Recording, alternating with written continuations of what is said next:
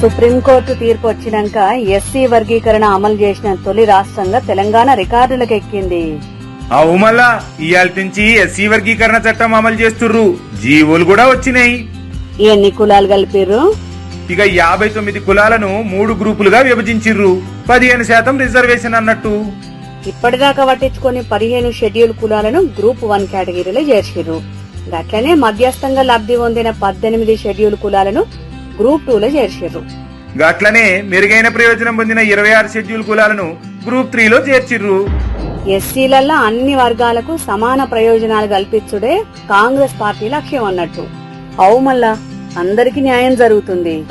అందుకే మరి ఆ మహనీయుడు అంబేద్కర్ జయంతి రోజున రాష్ట్రం అంతటా సంబురాలు చేస్తున్నారు.